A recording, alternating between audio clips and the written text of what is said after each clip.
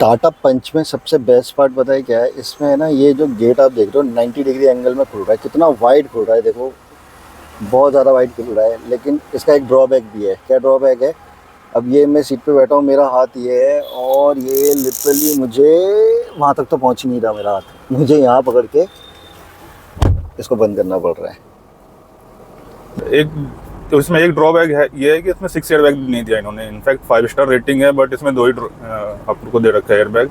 Extra में जबकि जाओ तो उसकी रेटिंग नहीं है भले ही, बट उसमें भी 6 एयरबैग दे प्रोवाइड कर रहे हैं। इसके टॉप मॉडल में भी 6 एयरबैग नहीं दे रहे हैं। 2 एयरबैग्स। हाँ, 2 एयरबैग से टॉप मॉडल में भी। तो काइगर में भी 4 एयरबैग्स आते हैं। इनफैक्ट टाइगर में भी 4 एयरबैग्स आते हैं। और welcome to travel and much more. आज हमारे पास है टाटा पंच ऑटोमेटिक वेरिएंट है और ये अभिषेक भाई की कार है।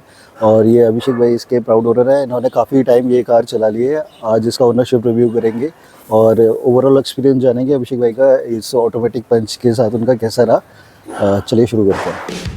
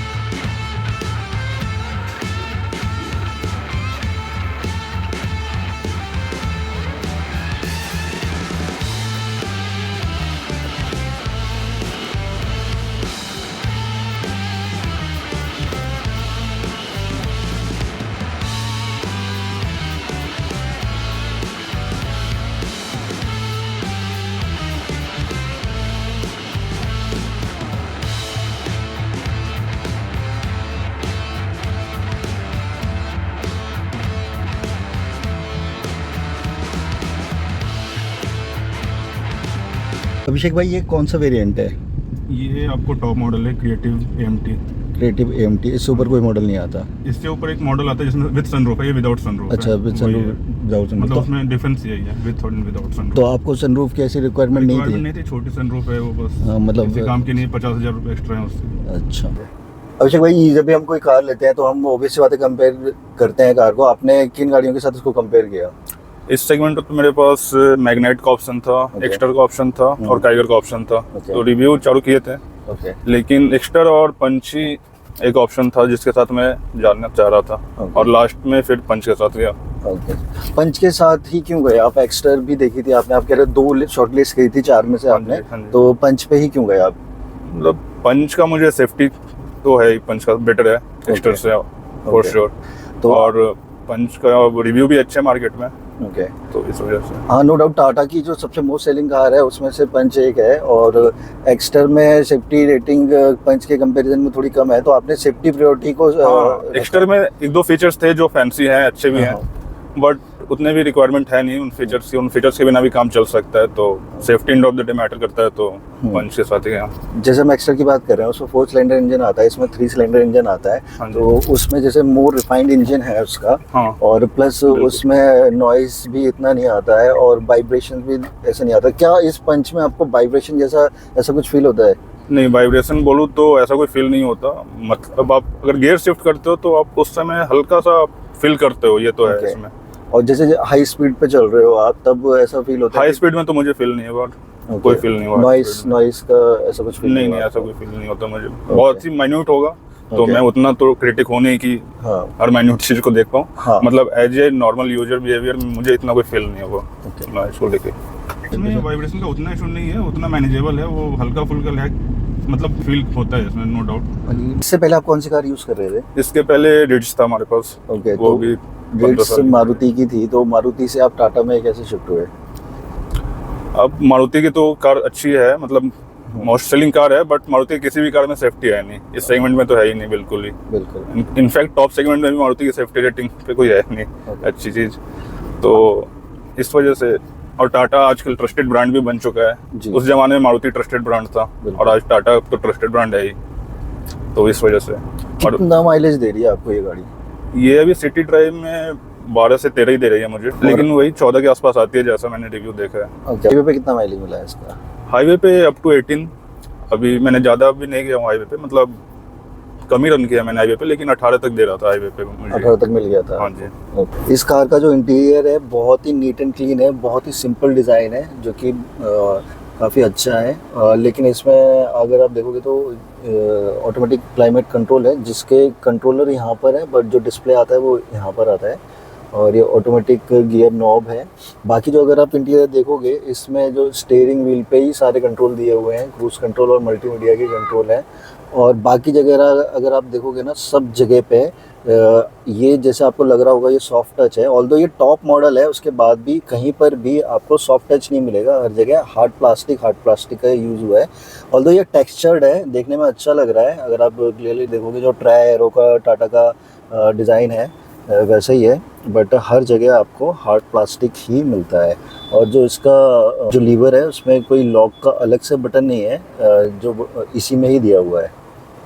एक तो इसमें एक ड्रॉबैक है, ये है कि इसमें 6 एयरबैग नहीं दिया इन्होंने। इनफैक्ट 5 स्टार रेटिंग है, बट इसमें 2 ही आपको दे रखा है एयरबैग। एक्स्ट्रा में जबकि जाओ तो उसकी रेटिंग नहीं है भले ही, बट उसमें भी 6 एयरबैग प्रोवाइड कर रहे हैं। इसके टॉप मॉडल में भी 6 एयरबैग नहीं दे रहे हैं। 2 एयरबैग्स। हाँ, 2 एयरबैग से टॉप मॉडल में भी। तो टाइगर में भी 4 एयरबैग्स आते हैं। इनफैक्ट टाइगर में भी 4 एयरबैग्स आते हैं, और मे बी टाटा अगले फेसलिफ्ट में इसको सही कर दे, मतलब 4 या 6 दे दे। हाँ 4 या 6 दे दे। हाँ, मतलब 5 स्टार होने के बाद भी इसमें 2 ही एयरबैग्स हैं। ये थोड़ा सा अच्छी चीज़ नहीं लगी मुझे। हाँ, एक्स्टर में आपको ये पीछे एसी रियर वेंट भी मिल जाते हैं, जो कि यहाँ पे नहीं है, पंच में नहीं है, अवेलेबल नहीं है। ओके। और अगर उसके मैनुअल ट्रांसमिशन में जाओ एक्स्टर के, तो आपको गियर शिफ्टिंग का यहाँ पे दे रखा है, आपके पैडल दे रखा है, वो इसमें नहीं है। ये सब डिफरेंस है आपको। ऑटोमेटिक में पैडल दे रखे हैं। हाँ जी, इसमें नहीं दे रखे। इसमें नहीं है। इसमें आपको यहाँ पे कंट्रोल है मैनुअल में चेंज करने का, यहाँ से आप मैनुअल में कंट्रोल चेंज कर सकते हो। हाँ, प्लस माइनस। हाँ, इसका अगर आप यहाँ देखो, स्क्रीन देखो, तो इसका 7 इंच के स्क्रीन आते हैं, और दूसरी कार्स में आजकल 8 इंच के स्क्रीन तो आ ही रहे हैं। इनफैक्ट इसके टॉप मॉडल में भी 7 इंच के स्क्रीन दे रहे हैं। तो ये थोड़ा सा स्क्रीन साइज बड़ा कर सकते थे, लेकिन वो 1 इंच से उतना डिफरेंस मैटर नहीं करता। इसकी साउंड क्वालिटी अच्छी है वैसे। हाँ, मैं वही बोलने वाला था कि इसका sound quality best in class है। बट ये 1 इंच से मैटर नहीं करता। बट हाँ, बाकी सब ऑप्शन दे रहे हैं, तो आपको लगता है ना कि मुझे थोड़ा बड़ा मिल जाता है। बड़ा मिल जाता तो ऑब्वियसली बड़ा है तो बेहतर है। बड़ा है तो बेहतर है।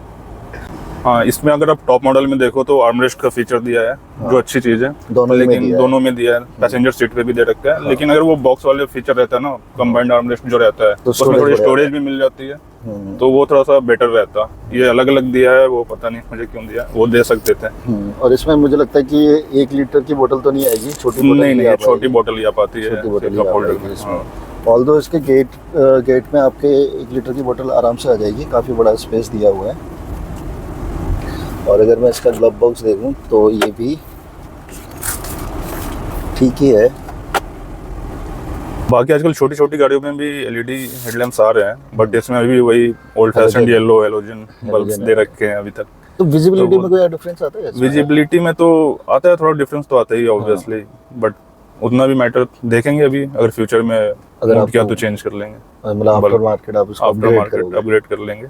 अभी तक कोई मुझे इशू आया नहीं है, देखते हैं अगर आया तो। इस कार में आप देखोगे ना, ये यहाँ पे ना ये केबिन लैंप दिया हुआ है। अब जैसे केबिन लैंप का यहाँ पे स्विच है, अब जैसे मैं इसको एक बार प्रेस कर रहा हूँ ये ऑन हो रहा है, एक बार प्रेस कर रहा हूँ तो ये ऑफ हो रहा है। इसमें जो बीच का ऑप्शन है, जैसे आप गेट खोलते हो तब ये ऑन हो और गेट बंद हो तो ये बंद हो जाए, ऐसा कोई फीचर नहीं है। और दूसरा क्या है, इसके बीच में ना कहीं पर भी केबिन में लैंप नहीं दिया हुआ है, यहाँ पर कहीं पे भी नहीं दिया। इवन डोर्स के ऊपर जो आजकल बाकी गाड़ियों में भी आते हैं वो नहीं देते। और जैसे मैं डोर्स देख रहा था तो आप देखोगे कहीं पे भी ना कोट हुक नहीं दिया हुआ है, ना ही इस डोर के इधर दिया हुआ है और ना ही इस डोर पे दिया हुआ है। ये कुछ छोटी छोटी चीज़ें हैं जो मिसिंग है। ऑल्दो ये इतना यूज़फुल नहीं होते, लेकिन कभी कभी आपको लगता है यूज़फुल होगा। जैसे लाइट का तो मुझे लगता है कि यूज़फुल होता होगा। हाँ, इसमें आप ये भी देख लो, इसमें वायरलेस एप्पल कारप्ले का ऑप्शन है नहीं। आपको वायर के थ्रू ही अगर अटैच्ड है तभी आप कारप्ले यूज कर सकते हो, जो कि आज के डेट में तो नहीं होना चाहिए। ये तो टाटा को अपग्रेड करना ही चाहिए था अपने मॉडल्स में। आजकल सारी कार्स ऑलमोस्ट वायरलेस प्रोवाइड कर रही हैं। एंड्रॉइड ऑटो और एप्पल कारप्ले कुछ भी नहीं है, वायरलेस ही होना चाहिए। अगर वायर्ड है तो फिर उसका क्या ही यूज है फिर। बिल्कुल। ऑल्दो ये हरमन का दे रहे हैं, सारी चीज़ें अच्छी बेस्ट दे रहे हैं। अगर ये छोटी छोटी चीज़ें अगर ये मिस कर जा रही है इस पे टाटा, ये अपने फेसलिफ्ट वर्जन के लिए कि मैं फेसलिफ्ट निकालूंगा तो उसमें ये अलग कर देंगे, वो अलग कर देंगे। माइट भी क्या स्ट्रेटजी होती है इसके पीछे मुझे पता नहीं, इसलिए बचा के रख देते हैं छोटे छोटे फीचर्स। माइट भी। अब इसके कैमरे की विजिबिलिटी आप देख लो, इसके रियर कैमरे की विजिबिलिटी बहुत ही सही है, मतलब इससे भी बेटर हो सकती होगी लेकिन इसकी भी सही है। नहीं, मुझे भी बेटर ही लग रहा है। बाकी और इवन जो हमने लास्ट फोक्सवैगन की टाइगन की थी और फोक्सवैगन की वर्टस भी की थी, वो तो कितने बड़े सेगमेंट की कार है, उसके कंपेयर करूँ तो उससे तो बेस्ट ही है। ऑल्दो ये कैमरा जस्टिफाई नहीं कर पा रहा, लेकिन मैं अपनी नेकेड आई से देख पा रहा हूँ काफी अच्छी विजिबिलिटी है इसके बैक कैमरे की। हाँ, इसमें बस ये प्रॉब्लम है, एक्सटर में 360 कैमरा मिल रहा था, वो इसमें नहीं दिया, इन्होंने प्रोवाइड किया है। वैसे विजिबिलिटी तो सही है और गाइडेंस के साथ भी आ रहा है, तो ये अच्छी चीज़ है इससे। ये अच्छी चीज़ है, बट वो ये कि एक्स्ट्रा में एक फीचर ज़्यादा मिल रहा था, 360 कैमरा था एक्स्ट्रा में ऑब्वियसली। अभिषेक भाई, आपके हिसाब से किन लोगों को पंच लेनी चाहिए और किन लोगों को एक्स्ट्रा लेनी चाहिए? एक्चुअली जो फर्स्ट टाइम यूजर्स है वो ले सकते हैं, और जो सेफ्टी को ज़्यादा प्रायोरिटी देते हैं वो ले सकते हैं। अगर आप सेफ्टी को ज़्यादा प्रायोरिटी नहीं देते हो तो एक्स्ट्रा में ऐसी कोई बुरी नहीं है, एक्स्ट्रा में फीचर्स भी अच्छे हैं, आप एक्स्ट्रा के साथ जा सकते हो। और लेकिन अगर एज ए फैमिली कार देखा जाए तो इसका ग्राउंड क्लियरेंस भी अच्छा है और ये सबके लिए यूजफुल कार है, मतलब फैमिली कार के लिए तो ये बेस्ट है। और अगर ऐसे यंग जनरेशन के लिए एक्स्ट्रा तो ठीक ही है। और इसमें अगर आप चाहो तो एडजस्टेबल सीट्स भी है, और ऐसे भी इसका ग्राउंड क्लियरेंस अगर सीट नीचे भी है तो बहुत ही अच्छा है, इसका व्यू बहुत अच्छा आता है, इसका विजिबिलिटी नो डाउट बहुत अच्छी है इसकी। जैसे आप पहाड़ों पे गए थे लास्ट मंथ, तो उस टाइम पे कैसा रिव्यू परफॉर्मेंस रहा आपकी कार का? परफॉर्मेंस ओवरऑल ऐसा कुछ खराब नहीं था, परफॉर्मेंस अच्छा ही था। एक चीज़ लैग कर रही थी, जो पावर, अगर आप अप साइड जाते हो तो पावर में हल्का लैग फील होता है, मतलब जब इंक्लाइन कर रहे हो तो अप साइड में तो वो आपको हल्का सा लैग फील होगा कि पावर और पुश नहीं हो रहा, मतलब थोड़ा और ज्यादा होता है, चढ़ जाती है। लेकिन उसमें कोई प्रॉब्लम नहीं होती, चढ़ तो जाती है। मतलब स्लाइट सा डिफरेंस है, वो फील होता है वो। अभिषेक भाई, ये आपकी पहली ऑटोमेटिक कार है? हाँ, ऑटोमेटिक कार पहली है, पहला एक्सपीरियंस ऑटोमेटिक ड्राइव करने का ही है। ओके, तो मैनुअल और ऑटोमेटिक में क्या डिफरेंस पाया आपने? मतलब कंफर्ट तो है ऑटोमेटिक में, मैं तो सबको बोलता हूँ ऑटोमेटिक पे जा सकते हो, ऐसा कुछ है नहीं कि इसमें लैग करता है, कुछ प्रॉब्लम होगी कैसे चलाएंगे, ऐसा कोई प्रॉब्लम नहीं। ऐसा मुझे भी ऐसा लग रहा था, बट ऐसा कुछ भी नहीं हुआ, बहुत इजीली ट्रांजिशन करके मैं अब तो कंफर्टेबल। अब तो ऑटोमेटिक ही मैं सबको बोलूँगा कि ऑटोमेटिक पे जाओ, मैनुअल में क्यों इतने सख्ताई करनी है, सिटी में इतना ट्रैफिक होता है। बिल्कुल, ऑटोमेटिक चलाओ, मस्त रहो। वैसे भी हम एनसीआर में रहते हैं, यहाँ इतना ट्रैफिक होता है ना कि आप बिल्कुल ही अगर बम्पर टू बम्पर ट्रैफिक में हो और आपको बार बार गियर शिफ्ट करना पड़े तो बहुत ज़्यादा आपको इरिटेशन होती है। बिल्कुल एग्री।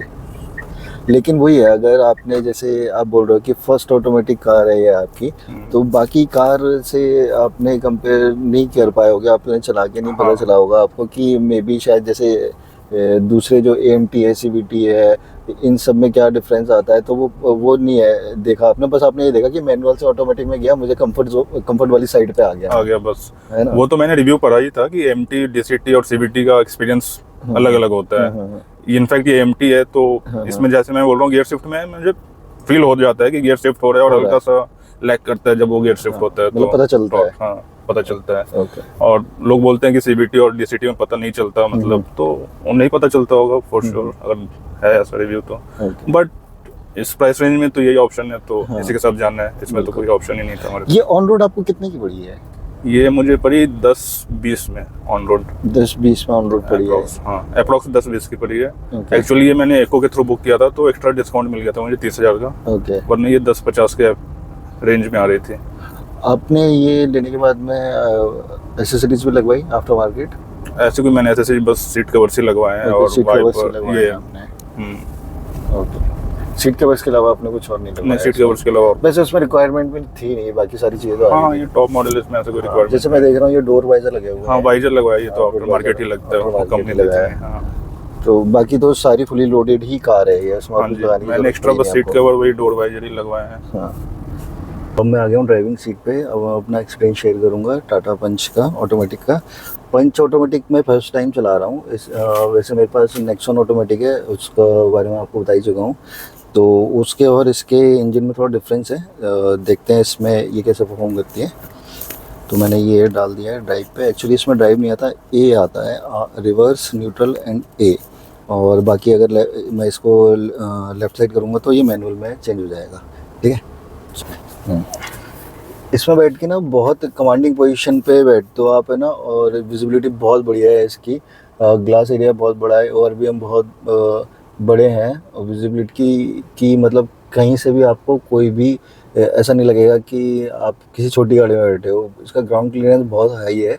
आप जैसे ना किसी भी छोटे मोटे गड्ढे में या फिर आपको कहीं पे भी ख़राब रोड्स हो, दूसरी गाड़ियाँ रुक जाए, तो आपको एक बार भी सोचना नहीं पड़ेगा गाड़ी उतारने से पहले, जो कि आप ये एक्स्टर में नहीं कर सकते। इसका ग्राउंड क्लियरेंस जो है 187 mm का है।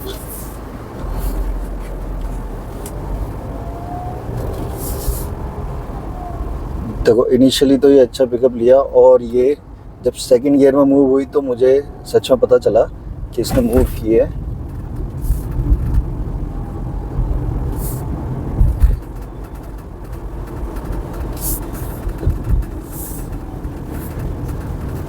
जो पता मुझे जो फील हो रहा है ना, ऑल्दो इसका जैसे ग्राउंड क्लियरेंस हाई है, बॉडी बॉक्सी है, और थोड़ा बॉक्सी शेप होने की वजह से ना इस पे है ना मुझे ऐसा फील हो रहा है कि गाड़ी थोड़ी सी बाउंस सी कर रही है। जैसे मैं रोड्स थोड़ी सी अनइवन हो तो ऑल्दो सारी गाड़ियाँ ही करती हैं, लेकिन ये थोड़ी ज़्यादा फील हो रही है।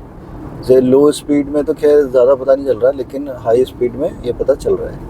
तो अभिषेक भाई बता रहे थे कि है ना ट्रैफिक में आप चल रहे हो बम्पर टू बम्पर में, या फिर रेड लाइट पर रुक रहे हो, उस टाइम पे आपको गियर शिफ्ट नहीं चेंज करने पड़ रहे ऑटोमेटिक का, ये तो फ़ायदा है। लेकिन अभी जैसे मैं ओवरटेक की एक गाड़ी को, और मुझे अभी हम 60 पे किया मैंने ये चीज़, और मुझे लिटरली फील हुआ बॉडी रोल का इसमें। वो इसलिए भी है क्योंकि एक तो जैसे मैं बोल रहा था कि इसका हाई ग्राउंड क्लियरेंस होना और बॉक्सी शेप होना, ये चीज़ मैटर कर जाता है इसका बॉडी रोल में। तो आप जैसे नॉर्मल चला रहे हो तो आप चला सकते हो, लेकिन आप अगर सोचो कि मैं कट मार के इधर लेफ़्ट राइट कर लूँ हाई स्पीड पे, तो वो नहीं कर सकते आप इसमें। हाँ, यही चीज़ अगर जब आप ये एक्स्टर में करोगे तो आपको इतना फील नहीं होगा जो इसमें बोला। अब जैसे जब ये गियर शिफ्ट कर रहा है ना, तो गाड़ी बिल्कुल थोड़ा सा स्लो कर देता है ये। जैसे जिस भी स्पीड पे आप चल रहे हो तो आपकी बॉडी थोड़ी आगे आ जा रही है, गियर शिफ्टिंग हो रही है, ये पता चल रहा है इसमें, जो कि आपको एक्स्टर में फील नहीं होगी। देखो पावर की कोई कमी नहीं है। अभी जैसे मैं इसको रैप कर रहा हूँ, तो जब तक 3000 आरपीएम के नीचे है ना, तब तक ये नॉर्मल बिहेव कर रही है। अगर आपको परफॉर्मेंस चाहिए या थोड़ा सा पावर चाहिए, तो वो 3000 आरपीएम के ऊपर ही मिल रहा है। इतनी देर में मैंने ये फील किया इसमें।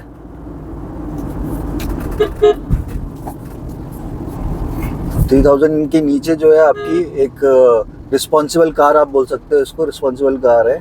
और अगर आपको पावर चाहिए या ओवरटेक करना है, तो आपको जो मज़ा जो है वो 3000 आरपीएम के ऊपर है, उससे नीचे नहीं है।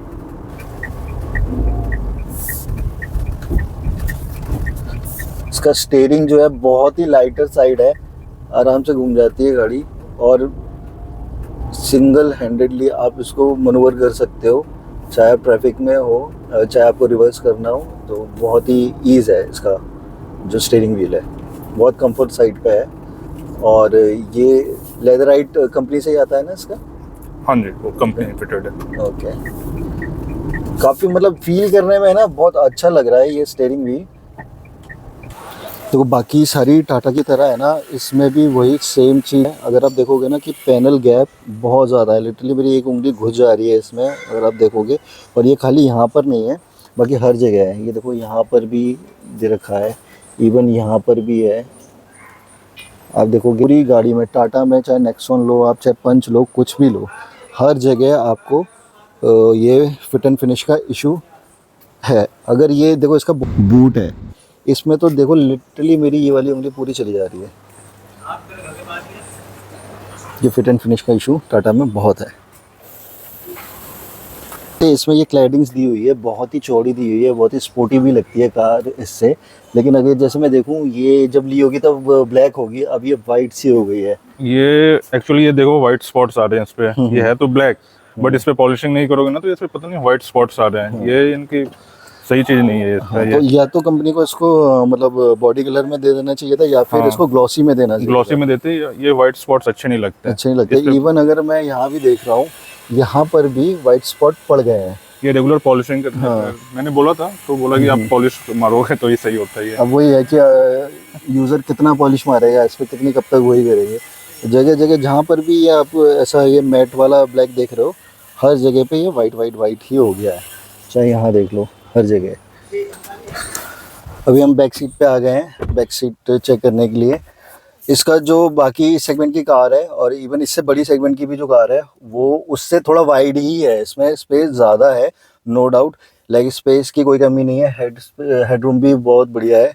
लेकिन है ना, ये वाली कार जो है मुझे नहीं लगता ये 5 सीटर है, ये 4 अडल्ट और ये पीछे वाली सीट पर 2 अडल्ट और एक बच्चे के लिए सही है। क्या बोलते हैं अभिषेक भाई? हाँ जी। है ना? तो ये मुझे लगता है अगर कोई तीसरा बंदा बैठेगा तो शॉर्ट टर्म के लिए तो ठीक है, बट लॉन्ग टर्म ड्राइव में मुझे लगता है ये कंफर्टेबल ज़्यादा है। इसमें आर्म रेस्ट दिया हुआ है, बट इस आर्म रेस्ट में क्या है, कप होल्डर नहीं दिए हुए हैं, केवल आर्म रेस्ट ही है जो एक्स्टर और मैग्नाइट या कारगर उनमें आता है। ये चीज़ इसमें मिसिंग है। बाकी केबिन जो विंडो है वो बहुत ही बड़ी है, आपको क्लॉस्ट्रोफोबिक जैसा ऐसा फील नहीं होगा। और जो इसका जो बैक सीट है ये ऑल्दो बड़ी और चौड़ी है, बट जो इसका रिक्लाइनिंग एंगल है वो स्ट्रेट साइड ही है। मतलब जैसे मैं ना सीधा ही बैठा हूँ, मैं ऐसे कंफर्ट में नहीं बैठा हूँ। ये थोड़ा सा और मुझे लगता है कि रिक्लाइन इसका एंगल होना चाहिए था। इस सेगमेंट की जो कार्स हैं उसमें जैसे ये पंच है, इसमें 366 लीटर का बूट आता है, जो एक्स्टर है उसमें 396 आता है और 405 जो है वो काइगर में आता है। लेकिन अगर प्रैक्टिकली आप अगर देखोगे ना, एक्स्टर और इसमें सामान ऑलमोस्ट सेम ही आता है। हाँ, ऑन पेपर ये ज़रूर है कि इसका छोटा है, बट अगर आप प्रैक्टिकली रियल लाइफ में देखोगे जितना सामान आपका एक्स्टर में आएगा उतना ही सामान इस पंच में भी आ जाता है। इस कार में ना चार्जिंग पॉइंट है वो आगे ही दे रखे हैं और पीछे मिसिंग है। मिसिंग क्या है, अगर आर्मरेस्ट होता है या उसके नीचे दिया रखा होता तो पीछे वाले पैसेंजर्स के लिए भी चार्जिंग कोई इशू नहीं होता, बट यहाँ पे आगे ही एक ही पॉइंट दिया हुआ है। रिक्वेस्ट सेंसर है ना, ये पैसेंजर साइड पे नहीं दिया हुआ है, बट एक ही साइड पे ही इसका रिक्वेस्ट सेंसर दिया हुआ है, वो की है ड्राइवर साइड पे, पैसेंजर साइड पे नहीं है। था एक छोटा सा ओनरशिप रिव्यू हमारी टाटा पंच ऑटोमेटिक का। Hope you like this video और please subscribe to our channel travel and much more. और इसी तरह के ओनरशिप रिव्यू देखने के लिए आप हमारा चैनल सब्सक्राइब कर सकते हैं, जिसमें आपको डिफरेंट कार के ओनरशिप रिव्यूज़ मिलेंगे। और आपको कैंपिंग रिलेटेड अगर वीडियोज़ देखने हैं वो भी आप हमारे चैनल पर देख सकते हैं। तो do like share and subscribe to travel and much more. Thanks for watching.